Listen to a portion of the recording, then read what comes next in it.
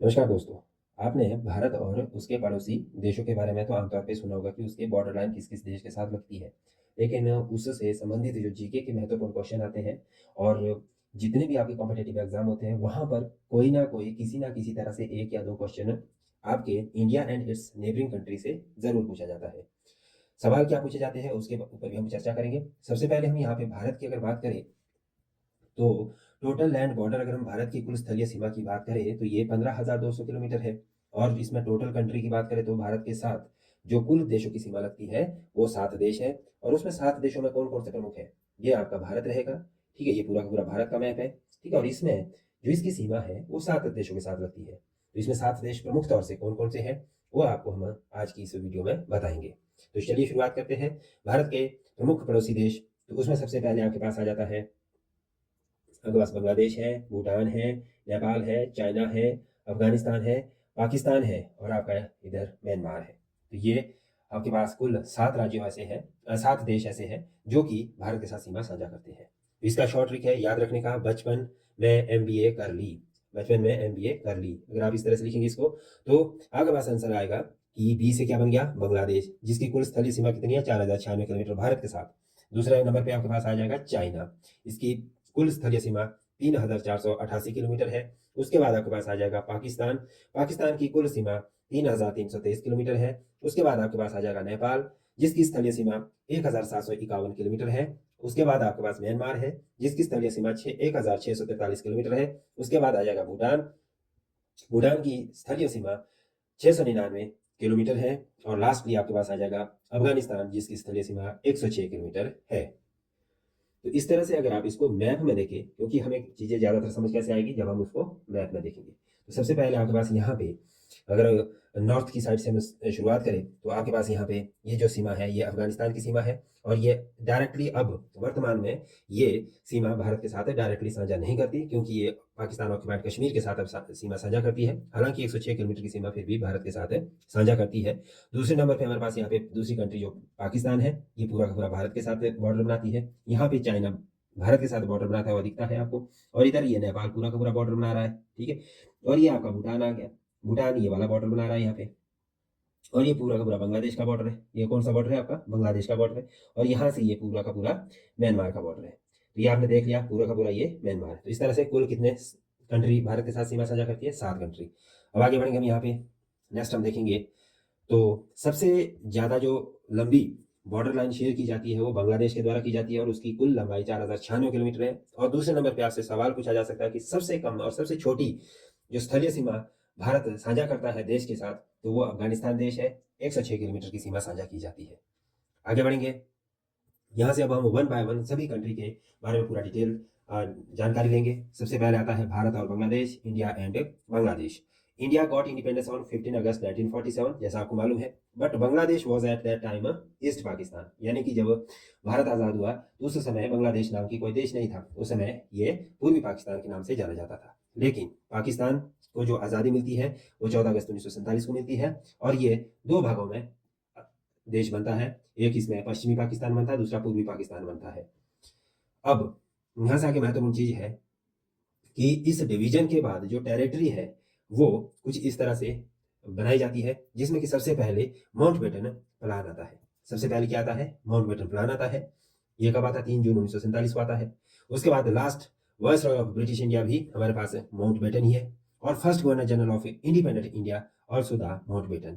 इसके बाद हमारे पास एक और क्वेश्चन यहाँ पे बनता है कि भारत के पहले इंडियन जो गवर्नर थे, इंडियन गवर्नर जनरल, वो कौन थे? Before India became the Republic यानी कि जब भारत रिपब्लिक हो जाता है तो इसका नाम जो रहेगा दैट इज सी राजागोपालाचारी। ये उनका नाम है, ये आपने याद रखना है। सी राजागोपालाचारी भारतीय गवर्नर जनरल और फर्स्ट जो governor general of independent India है वो माउंटबेटन रहेगी, ठीक है?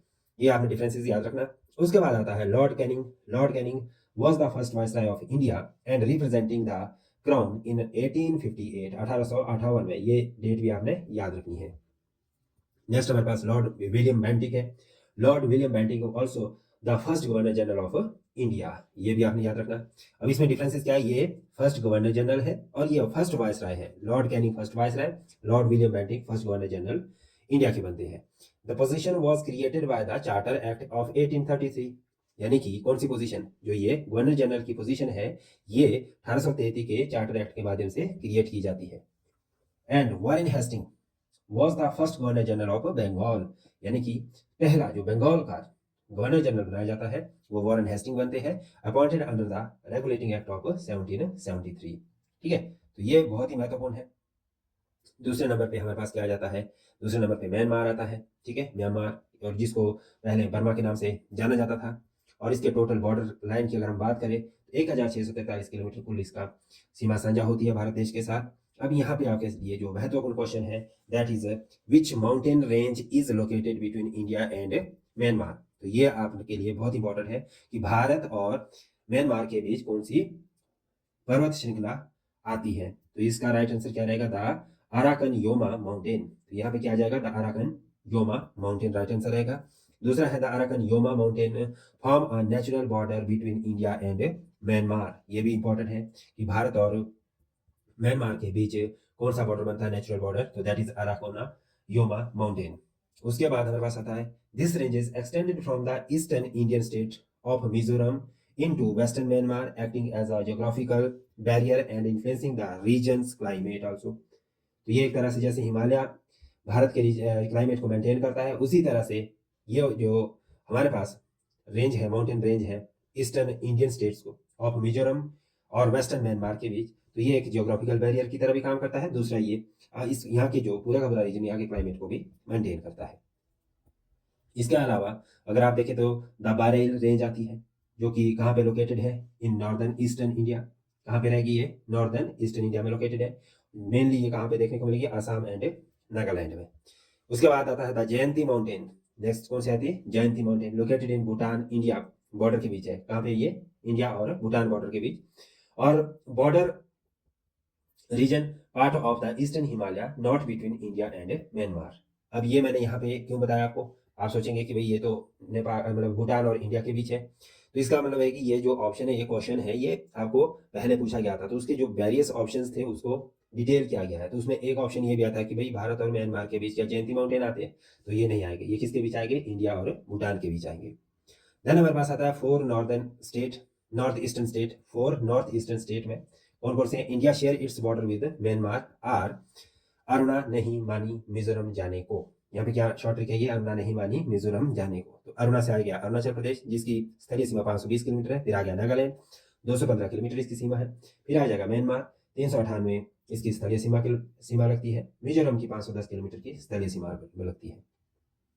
यहाँ पे ये बहुत इंपॉर्टेंट है, ये पेपर में कई बार पूछा गया, कोको चैनल।